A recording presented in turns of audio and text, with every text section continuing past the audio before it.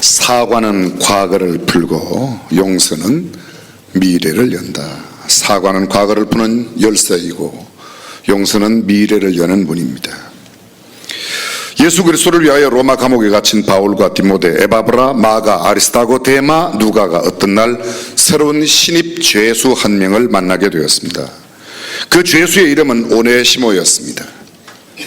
그리고 그는 한때 노예로 있었던 사람인데 로마의 감옥에 있는 바울을 로마의 감옥에 오게 됨으로 만나게 되었습니다. 그의 본래 살던 곳은 골로새였습니다. 골로새는 아시아에 있는 곳이고 로마는 유럽에 있습니다. 골로새서 4장 9절에 의하면 신실하고 사랑을 받는 형제 오네시모를 함께 보내노니 그는 너희에게서 온 사람이라 저희가 여기 일을 다 너희에게 알게 하리라. 바울은 감옥에서 처음 투옥되었을 때 4통의 편지를 썼습니다. 이른바 옥중서신이라고 불리우는 에베소서, 빌립보서, 골로새서, 빌레몬서입니다. 그런데 이 에베소서와 골로새서 두 권의 책을 두기고를 통해서 에베소와 골로새 교회에 보내면서 골로새에 살았던 이 오네시모를 함께 보내는데 오네시모에게 들려준 편지가 빌레몬서이고 이 빌레몬은 골로새 교회에 있던 성도라고 생각하시면 되겠습니다. 에베소서, 골로새서, 디모데전서 역시 두기고가 전달하였는데 이 성경에 보면 이 구절에 모두 보면 그가 바울이 직접 쓴 편지와 함께 또 바울이 대필한 편지를 두기고 편에 각기 교회에 배달하였습니다. 훗날 바울은 이 두기고를 그레데 섬에 보내어서 그레데는 디도가 사역하고 있었습니다. 디도는 에베소 교회에 있다가 그곳에 파견되어서 크레타섬, 지금의 지중해에 있는 크레타섬, 성경에는 그레데라고 되어 있는 그곳에 사역을 했습니다. 디도를 그곳 니고볼리로 오게 하였고 니고볼리에서 바울이 만나려고 하여 그곳에서 과동하려고 이른바 겨울을 지내려고 하였는데 그때가 바울이 로마 감옥에 1차 투옥되었다가 잠시 풀려나왔던 때입니다. 그러나 거기에서 실제로 이 니고볼리에서 디도를 만났는지는 알 수 없고 바울은 다시 2차 투옥이 되었는데 그 투옥되어 디모데 후서를 남기고 그 이후에 단두대에 이슬로 처형당해 순교로 그의 삶을 마감했습니다. 이미도 말씀드렸지만 오네시모는 본래 노예 출신으로 불의한 일을 저질러 로마 감옥에까지 오게 되었고 그곳에서 바울 일행을 만납니다. 바울이 감옥에서 이 오네시모를 만나 쉽게 생각하면 먼저 들어온 바울이 나중에 들어온 오네시모를 만나서 조사를 하는 거죠. 이런 이야기 저런 이야기 다 들어보니까 오네시모하고 관계가 있습니다. 뒤에 설명드리겠습니다. 그 오네시모를 복음을 전해서 전도하게 됩니다. 바울은 감옥에서 만난 이 오네시모에게 예수 그리스도의 복음을 전하였고 오네시모는 신실한 믿음의 사람으로 거듭났습니다. 바울의 사랑을 받게 되었습니다. 새롭게 거듭난 이 오네시모를 골로새에 있는 빌레몬에게 돌려보냅니다. 두기고가 골로새 교회에 보내는 편지를 가지고 갈 때 오네시모에 관한 편지를 써서 빌레몬은 골로새 교회에 있는 빌레몬에게 가져가도록 한 것입니다. 그런데 이 빌레몬이 어떤 사람인가? 여러분 다 함께 오늘 빌레몬서 성경 전체를 함께 볼 것입니다. 펴놓고 한번 보십시오. 1절 이어봅니다. 그리스도 예수를 위하여 갇힌 자 된 바울과 및 형제 디모데는 우리의 사랑을 받는 자요 동역자인 빌레몬과 바울과 디모데는 지금 감옥에 있습니다. 물론 다른 사람들도 함께 있습니다. 그런데 그 바울과 디모데가 사랑을 받는 자요 동역자인 빌레몬을 이렇게 부르고 있습니다. 2절 및 자매 아비아는 빌레몬의 아내로 이해됩니다. 그 다음 우리와 함께 군사된 아키포, 빌레몬과 아비아 사이에 태어난 아들입니다. 빌레몬의 온 가족들이 얼마나 하나님 앞에 신실한 가족인가를 알 수 있습니다. 그리고 말합니다. 내 집에 있는 교회에게 편지하노니 빌레몬은 적어도 자기의 집을 교회로 내놓을 만큼 헌신된 삶을 살고 있습니다. 4절로 갑니다. 바울은 그의 편지 가운데 이렇게 말합니다. 내가 항상 내 하나님께 감사하고 기도할 때에 너를 말하면 바울이 항상 기도할 때 감사 기도를 드리며 그 기도 가운데 빼지 않는 인물이 있습니다. 내 기도에 항상 내가 너를 기도한다, 너를 위해 기도한다. 그 이유가 있습니다. 5절, 주 예수와 및 모든 성도에 대한 내 사랑과 믿음이 있음을 들음이니. 바울은 빌레몬에 대한 좋은 소문을 듣고 있습니다. 주 예수와 모든 성도들을 향한 그의 사랑과 그의 믿음을 생각하고 기도할 때마다 빌레몬을 위해서 기도하는 겁니다.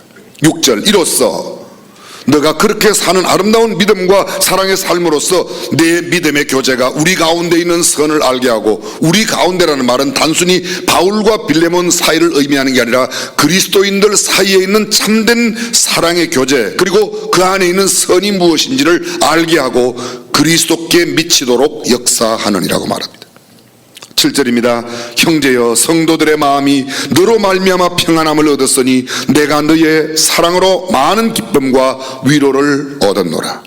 보십시오, 빌레몬은 이런 사람입니다. 성도들의 마음이 너로 말미암아 평안을 얻는다. 모든 성도들에게 평안함을 제공하는 사람이 빌레몬입니다. 뿐만 아니라 바울에게 있어서 나는 너의 사랑으로 많은 기쁨과 위로를 받고 있다. 바울에게 큰 기쁨을 주고 위로를 주는 사람, 많은 성도들에게 평안을 주는 사람. 잠깐만 여기서 하나 서로 물어보아야 할 문제가 있습니다. 나는 과연 다른 사람에게 어떤 존재인가?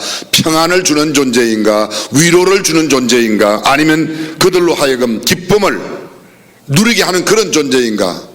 만약 그렇지 않다면 나는 염려가 되고 근심거리, 골칫거리, 문제의 사람으로 남들에게 다가가고 있지 않는가? 빌레몬은 그런 사람이라고 말합니다. 편지는 계속됩니다. 이러므로 내가 그리스도 안에서 많은 담력을 가지고 내게 마땅한 일로 명할 수 있으나. 잠깐 여기 있어요.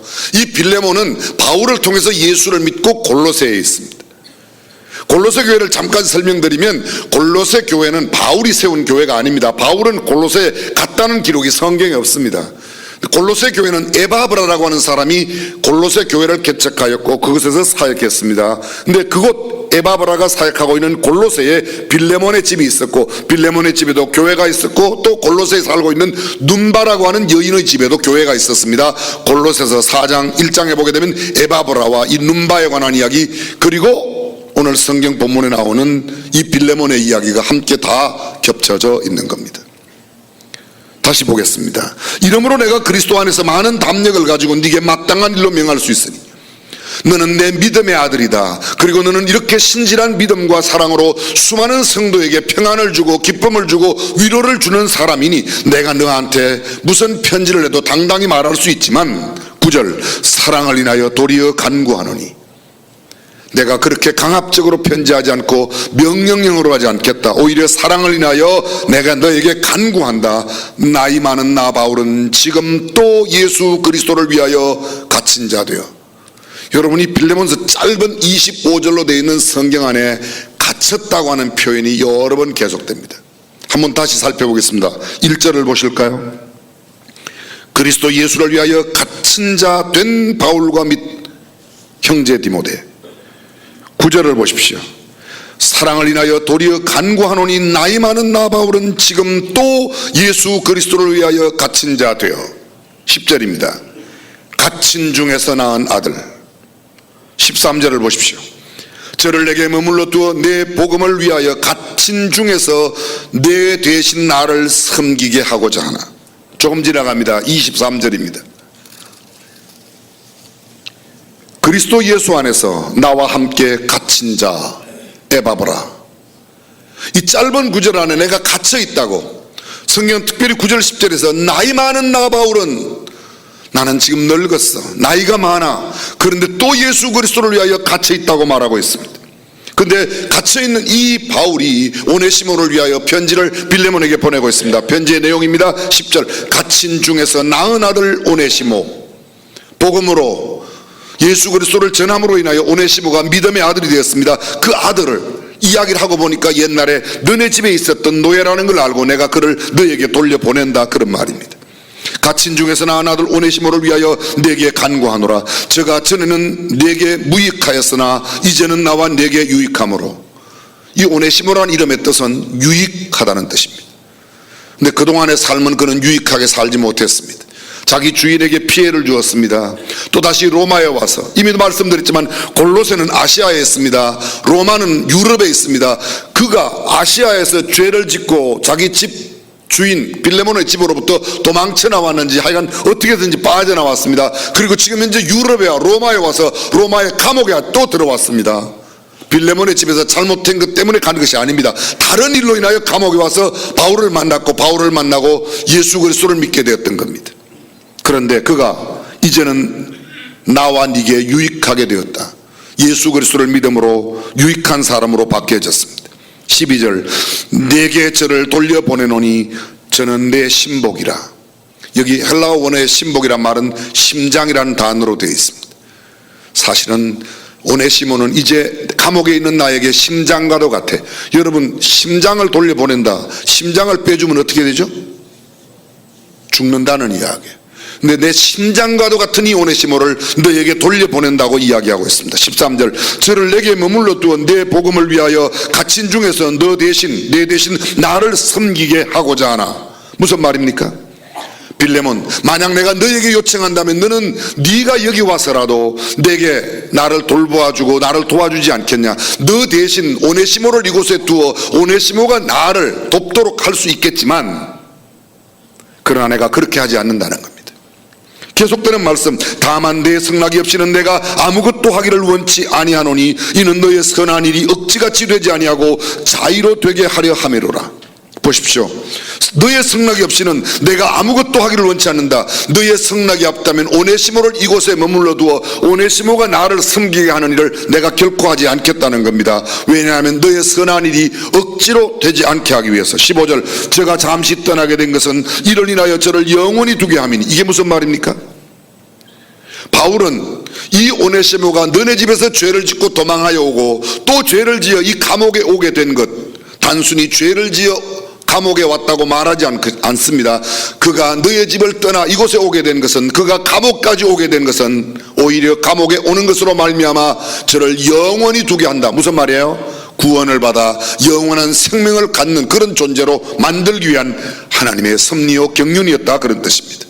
16절입니다. 이후로는 종과 같지 아니하고 종에서 뛰어나 곧 사랑받는 형제로 둘 자라. 내게 특별히 그러하거든 하물며 육신과 주 안에서 상관된 내게라. 서로 상관이 있다는 겁니다. 오네시모하고 빌레몬에는 옛날에는 주종관계입니다. 이제는 빌레몬, 네가 내가 전한 복음으로 예수를 믿게 되어 내가 하나님의 자녀가 되었고, 오네시모가 또 예수를 믿게 되었으니 옛날에는 주인과 종 그런 관계였지만 이제는 그리스도 안에서 너는 먼저 그리스도인이 되고 오네시모가 나중되었으니까 형제관계가 되었다, 그런 뜻입니다. 그렇게 해서 내가 너에게 돌려보낸다. 17절, 그러므로 네가 나를 동무로 알진된 저를 영접하기를 내게 하듯하고. 바울은 이렇게 말합니다. 너는 내 믿음의 아들이 아니냐, 이렇게 말하지 않습니다. 네가 나를 동무로만 인정한다고 해도 저를 맞이하기를 마치 나를 맞이하는 것처럼 해달라고 이야기합니다. 18절입니다. 제가 만일 네게 불의를 하였거나 네게 진 것이 있거든 이것을 내게로 회개하라. 그가 만약 옛날에 너한테 무슨 손해를 입힌 것이 있거나 너한테 빚진 것이 있다면 그건 내가 다 갚아줄 거야, 내가 다 회개할 거야. 그러니 그냥 받아주라는 겁니다. 19절, 나 바울이 친필로 쓰노니 내가 갚으려니와 너는 이 외에 내 자신으로 내게 빚진 것을 내가 말하지 아니하노라.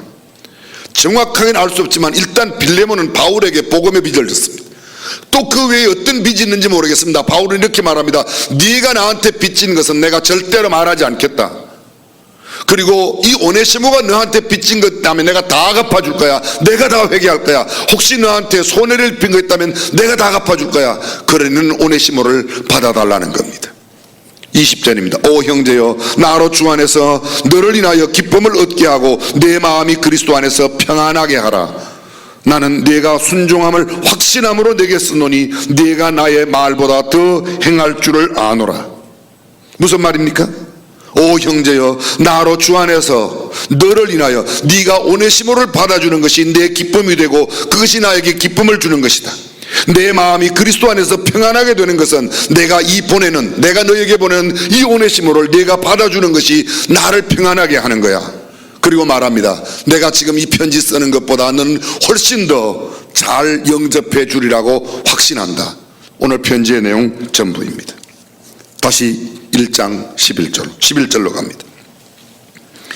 저가 전에는 내게 무익하였으나 이제는 나와 내게 유익함으로 오네시모가 원래 무익하게 살았습니다. 그의 이름에 걸맞지 않게 살았습니다. 우리는 성경 가운데 이런 사람들을 종종 만납니다. 여러분 혹시 삭개오를 기억하십니까? 그의 이름의 뜻이 뭐죠? 그게 들을 때나 알지 그걸 아직까지 기억하고 있습니까? 그죠? 옆집에 돈 빌려준 것도 기억을 못하는데, 이 삭개오라는 이름의 뜻은 순결하다, 의롭다 그런 말입니다. 근데 삭개오는 그 이름에 걸맞지 않게 살았습니다. 불의하게 살았습니다. 순결하지 못하게 살았습니다. 그런데 예수를 믿고 나서 그는 회개하게 됩니다. 오네시모라는 말의 뜻이 유익하다는 뜻입니다. 근데 무익하게 살았습니다. 남에게 폐해를 끼쳤습니다. 이익을 끼치고 유익함을 주는 사람이 아니라 폐해를 끼쳤습니다. 그런데 그가 예수 그리스도 안에서 거듭남으로 이제는 유익한 사람으로 바뀌었습니다. 사랑하는 성도 여러분, 복음은 위대한 변화의 역사를 가져오는 줄로 믿습니다. 아무리 무익한 사람도, 아무리 불의한 사람도, 아무리 쓸데없는 사람도 예수 그리스도의 복음으로 말미암아 거듭나면 유익한 사람, 의로운 사람, 순결한 사람이 될 줄로 믿습니다. 그래서 이 오네시모를 보내는 겁니다. 12절, 네게 저를 돌려보내노니 저는 내 신복이라. 이미도 말씀드렸습니다. 내 심장과도 같아. 이제 나는 오네시모 없이는 못 살아. 그렇지만 오네시모 없이 못 사는 나이지만 내 심장과도 같은 이 오네시모를 너한테 돌려보낸다. 오네시모를 이곳에 머물러 하여 너 대신 나를 섬기게 하고자 하는 마음이 있지만 만약 내가 승낙하지 않는다면 너의 선한 일이 억지같이 되지 않게 하기 위하여 돌려보낸다고 이야기하고 있습니다. 15절입니다. 저가 잠시 떠나게 된 것 이미 말씀드렸습니다. 그가 너한테 손해를 비고 죄를 짓고 떠났든지 어떠한 모양으로든지 너를 떠나게 된 것은 내가 너무 그것 때문에 슬퍼하지 말아라. 그것 때문에 내가 너무 원통해하지 말아라. 그것 때문에 너무 원한을 품지 말아라. 어쩌면 이럴지도 모르겠습니다. 이 빌레몬은 오네시모만 생각하면 그놈의 자식 죽여버리고 싶어. 그런 놈은 왜 그런지 몰라. 여러분, 여기서 잠깐 우리가 생각해 볼 게 있습니다. 감옥을 보통 사람들이 이야기할 때 뭐라고 그러죠? 감방이라고 그래요? 거의 즉시로 나오는 대답은 평소의 생각이 그대로 나오게 되어 있습니다. 감옥을 사람들이 이야기할 때 학교 간다고 그러는 이야기 들어보셨어요? 학교 간다고. 저도 상당히 공감합니다. 감옥은 상당히 학교의 역할을 굉장히 많이 하는 경우가 있습니다. 원로 목사님 때부터 우리 교회는 이 감옥, 소위 교도소 선교를 많이 하는데요. 감옥하고 소위 형무소하고 교도소하고는 전혀 다른 개념입니다. 똑같이 형을 받고 있지만 개념 자체가 전혀 달라요. 형무소라고 말할 때 형무소는 지난날 잘못한 것에 대한 대가를 지불하는 거예요. 형을 받는 겁니다. 잘못한 것에 대한 형을 받는다. 그래서 형무소라고 그래요. 이름을 바꿨습니다. 요 사이는 뭐래요? 교도소로 바꿨어요. 교도소는 Correction Institute, 새롭게 바로 잡는 교육기관이에요. 인스티튜트, 학교예요. 진짜 그 말이 맞습니다. 근데 그게 뭔가 하면 교도한다는 거예요. 가르쳐서 새롭게 인도한다. 길도자가 아니고 인도할 도자예요. 새롭게 가르쳐서 이건 잘못됐으니까 너는 이만큼 잘못했으니까 5년 동안 교정을 받아라. 교도소에 근무하는 공무원을 교정직 공무원이라고 그러죠. 죄송해요. 교정직 공무원이라고 그래요. 저는 처음에 교정직 공무원이라고 그래서 무슨 세상에 책 잘못 쓴 게 많아가지고 그렇게 교정을 하나, 저는 이렇게 생각했는데 교정직 공무원이 교도소에 근무하는 사람들을 교정직 공무원이라고 그러는 겁니다.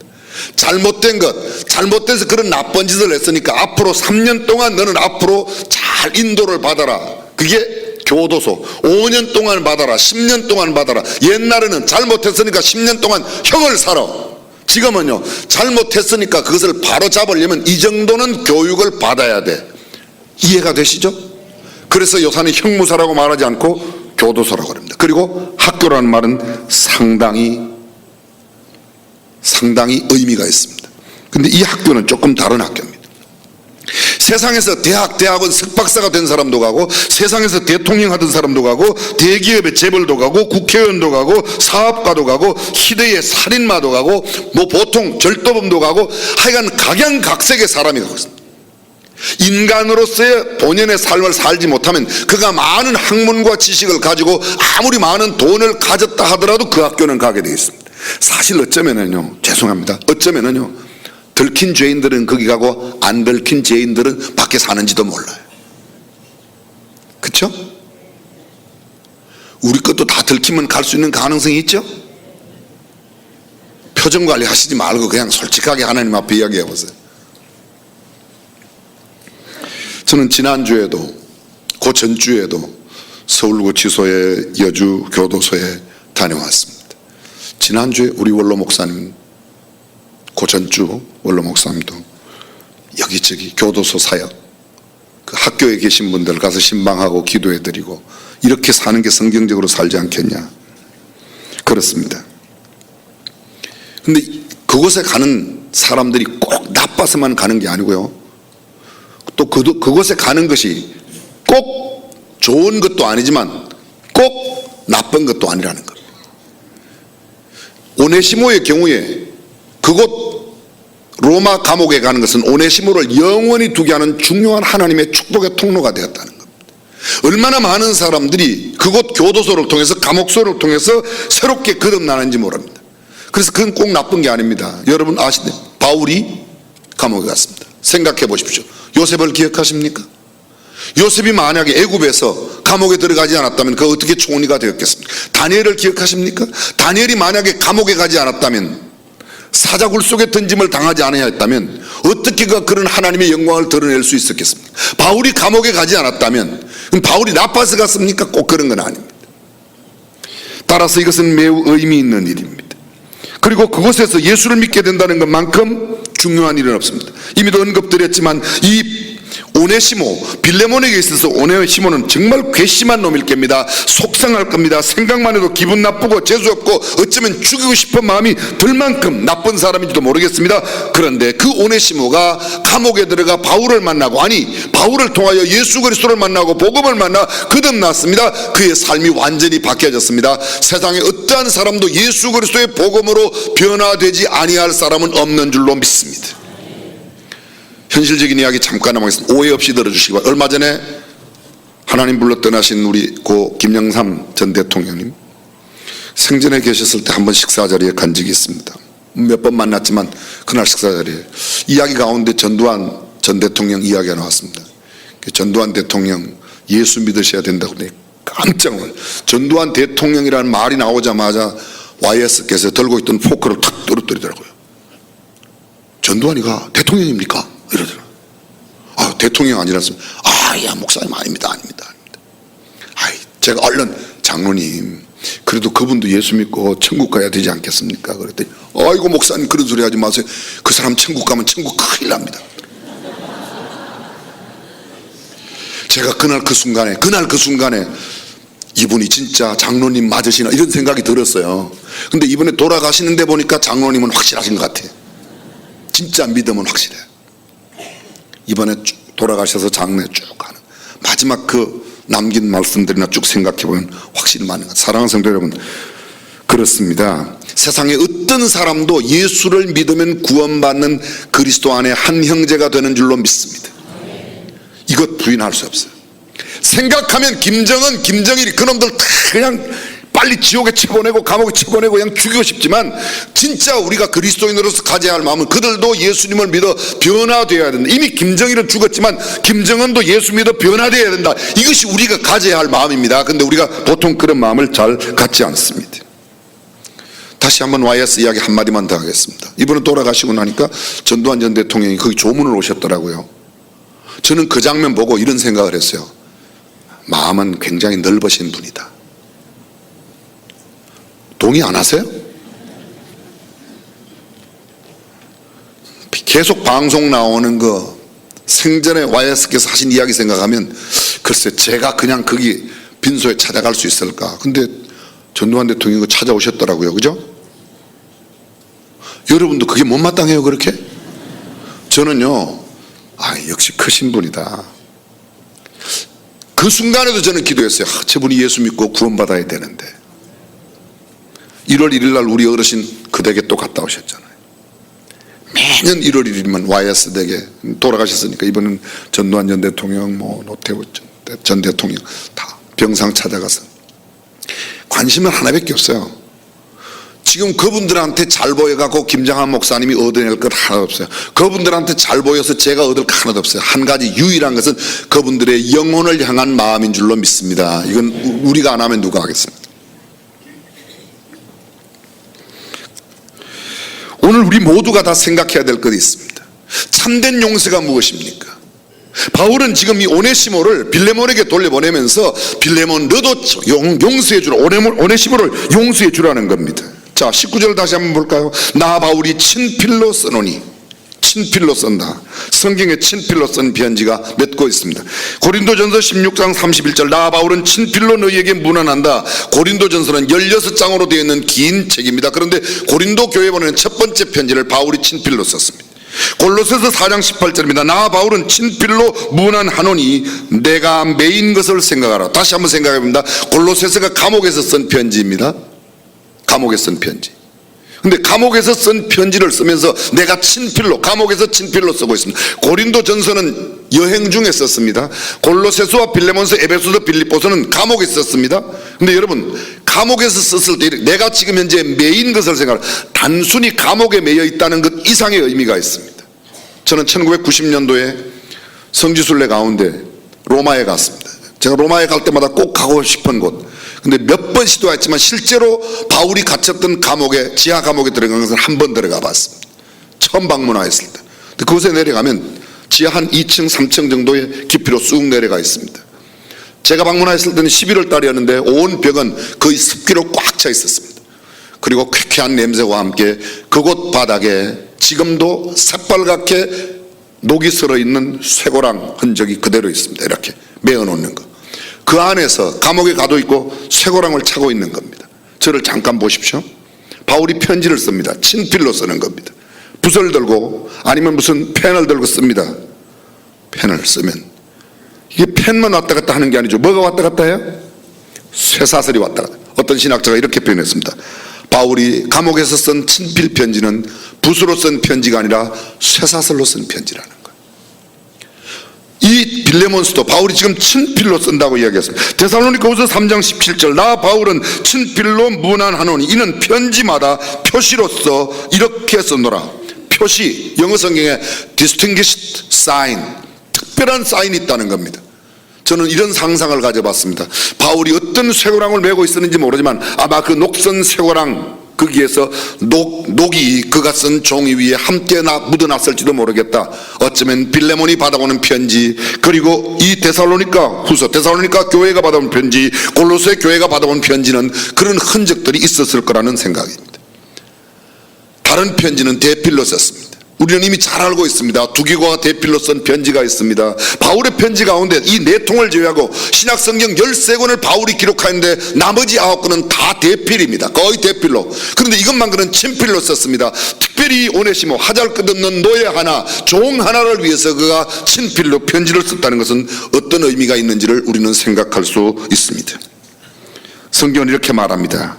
오 형제여, 나로 주 안에서 너를 인하여 기쁨을 얻게 하고. 이게 무슨 말입니까? 네가 오네시모를 받아준다면 내가 그것 까닭에 나는 기쁨이 되고 내 마음이 그리스도 안에서 평안하게 된다. 나의 평안은 네가 이 오네시모를 받아주는 거야. 진정으로 용서해 주는 거라고 이야기하고 있습니다. 내 기쁨은 네가 오네시모를 받아주고 형제로 인정해주고 오네시모가 빚진 건 내가 다 갚아줄 테니 그를 받아주라. 그것만 받아주면, 이 오네시모만 받아준다면 나는 그것이 얼마나 기쁨이 되는지 모른다. 사랑하는 성도 여러분, 저와 여러분의 기쁨이 무엇입니까?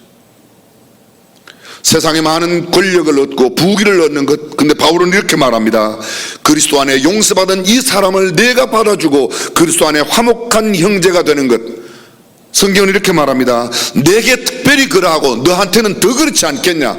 내게도 이미 존귀한 내 심장과도 같은 존재이다. 그러나 너에게는 옛날에는 주인과 종의 관계였고 이제는 그리스도 안에서 너와 형제 관계가 되었으니 그를 받아주는 것이 마땅치 아니냐 하는 것입니다. 우리의 용서는 보통 어떻게 합니까? 네가 나를 사과하면, 네가 나한테 사과하면, 잘못했다 그러면 용서해 줍니다. 일전에 페이스북에 제가 글을 올렸습니다. 무슨 글을 올렸는가 하면, 만약 아베 총리와 제가 쓰기는 이렇게 써요. 대일본 제국의 총리 되신 아베와 그의 내각이 소녀상 앞에 와서 무릎을 꿇고 빈다면 그냥 다 용서해주고 소녀상도 없애주자. 제 마음대로 없애는 건 아닙니다. 그건 또 저는 없앨 권한도 없습니다. 그건 뭐 정부에서도 마음대로 못하는 겁니다. 거기 위안부 할머니들이나 정신대로 끌려갔던 그분들이 용서해주고 그분들이 치워야 되겠지만, 만약 아베 총리와 그 내각이 와서 거기에 무릎을 꿇고 고개를 숙인다면 용서해줘야 되겠죠? 그래도 안 돼요? 그 썩을 놈들은 안 됩니까? 근데 성경은 이런 차원이 아닙니다. 성경은 진정한 용서는 그가 어떻게 하든지 상관없다는 거예요. 예수 그리스도를 이 땅에 보내실 때 하나님께서 너희가 이렇게 하면 내가 예수 그리스도를 보내주마가 아니었습니다. 일반 은총으로 주어진 모든 것들도 하나님께서 우리에게 주실 때, 해와 달과 별들을 주실 때 네가 이렇게 요청하면 주마, 내가 어떻게 하면 주마가 아니었습니다. 우리가 그런 거 요청하기 전에 일방적으로 주었습니다. 예수 그리스도를 구속의 제물로 이 땅에 보내실 때 하나님께서 우리가 요청해서 받은 건 아닙니다. 우리가 아직 죄인 되었을 때, 우리가 아직 하나님과 원수 되었을 때에 하나님께서 우리를 사랑하시는 사랑으로 예수 그리스도를 보내주신 줄로 믿습니다. 성경적인 용서는 무엇입니까? 그가 나한테 용서를 구하지 않아도 이미 내가 용서하는 거예요. 그리고 어떤 날 용서하게 된다면 좋은 관계가 회복되는 겁니다. 이것이 성경적인 용서라고 말합니다. 성경은 이렇게 말합니다. 바울이 빌레몬에게 나는 너에게 확신을 갖고 있어. 내가 이렇게 오네시모를 보내면 너는 내가 이야기하는 것보다 오네시모를 더 확실하게 받아줄 거라고 나는 알고 있다. 내가 네게 요청하는 것보다 더 확실히 더 순종할 거라고 내가 알고 있다고 말하고 있습니다. 사랑하는 성도 여러분, 진정한 용서가 무엇입니까? 우리가 말하는 용서와 오늘 성경이 말씀하고 있는 용서의 현격한 차이가 무엇입니까? 우리는 네가 먼저 잘못했다고 그래야 돼요. 네가 나한테 사과를 요청해와야, 네가 용서를 빌어야 내가 용서하겠다고 말합니다. 근데 성경은 이렇게 말합니다. 그가 용서하기 전에 주께서 먼저 알고 용서해 주는 겁니다. 이것이 진정한 성경주의.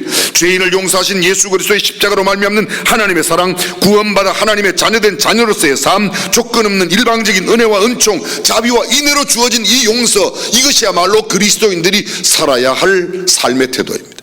우리가 만약 이런 사랑을 실천한다면, 아니 이런 용서를 우리가 실천하고 살아간다면 우리 가정이 변화될 겁니다. 우리 교회가 변화될 겁니다. 우리가 살고 있는 대한민국이 변화될 겁니다. 물론 하나님 앞에 회개해야 됩니다. 하나님 앞에, 역사 앞에 진실로 회개했다면 누구 앞에서라도 떳떳할 겁니다. 왜 사람들이 용서를 구하지 못할까요? 하나님 앞에 참된 용서를 받은 그 확신이 내게 너무 약하기 때문에.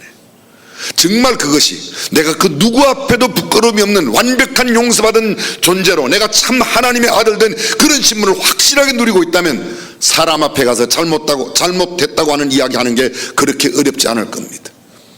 실제로 부부간의 갈등이 왜 생깁니까? 자존심 때문에 생기는 거예요. 그렇죠?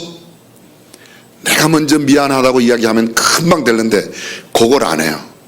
특히 속 좁은 여자들은 더 그렇습니다. 우리 집에도 있어요. 근데 그게 아니 여자만 그런 게 아니라 다 남자도 마찬가지입니다. 사랑하는 성도 여러분, 성경이 말하고 있는 이 진정한 용서의 삶, 우리가 진정한 그리스도인으로서 참 구원받은 하나님의 자녀로서 그가 사과하지 않아도 먼저 용서하여 주는 마음으로 살아요. 용서는 내가 하지 않을 때, 용서하지 않는 내가 훨씬 더 불편합니다. 참된 용서의 삶으로 승리하는 삶을 살아가는 저와 여러분들이 되시기를 주님의 이름으로 축원합니다. 기도하겠습니다. 전능하신 우리 하나님 아버지, 사소한 일들 때문에 마음 상해 있고 속상해 있고 화나 있고 용서하지 못하며 살아가는 우리들, 오늘 성경적인 진정한 용서의 의미를 깨달았습니다. 이제 우리가 살고 있는 삶의 터전, 가정과 직장과 교회와 사회생활 모든 분야에서 진정한 용서의 사람으로 살아가는 우리 모두가 되게 하옵소서. 주 예수님의 이름으로 기도합니다. 아멘.